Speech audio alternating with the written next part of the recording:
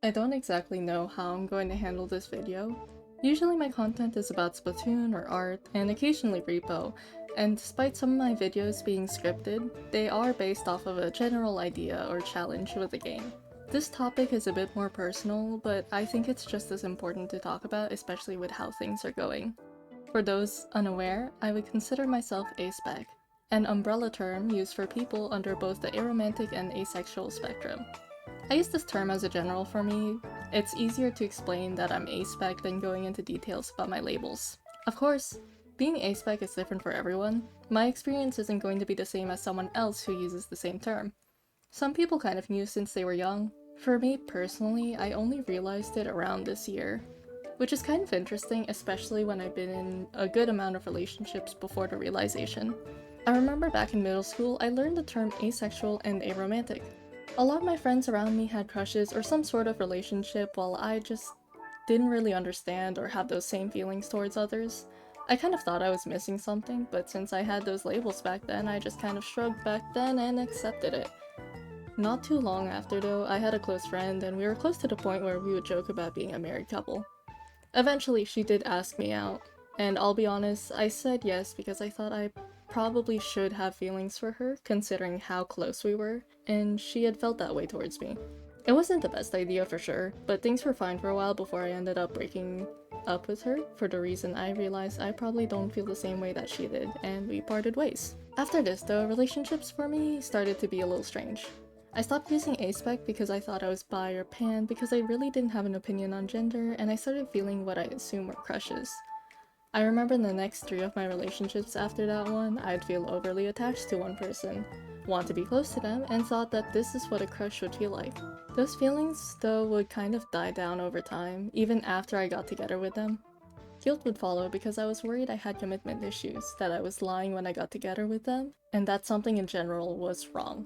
Once that honeymoon phase was over, it was just strange.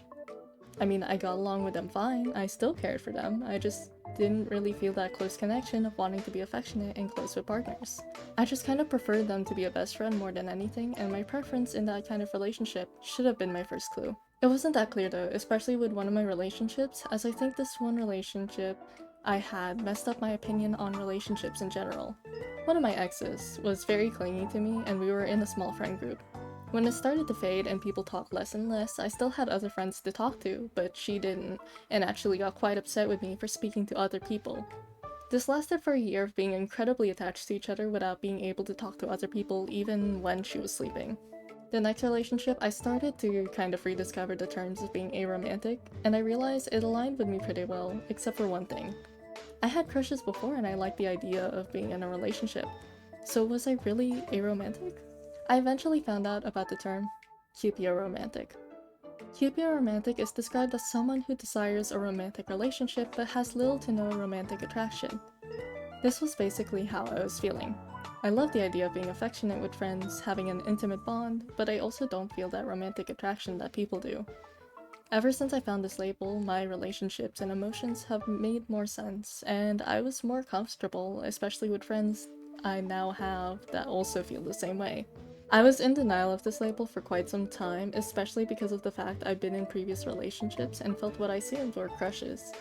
Looking back now, it felt more like I wanted to get to know someone well and be close friends with them, and I mistook that as wanting a relationship with them. I still get this feeling, but it's been easier for me now that I understood it was more of a friend crush rather than an actual one.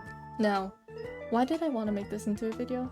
I remember I had this friend who was pretty close with another person, to the point of a crush, but the relationship was pretty complicated.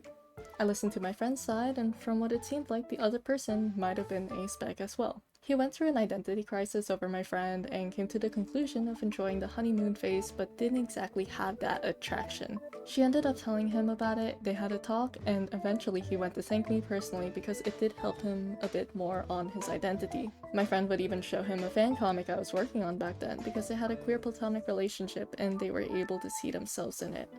When this happened, I was ecstatic.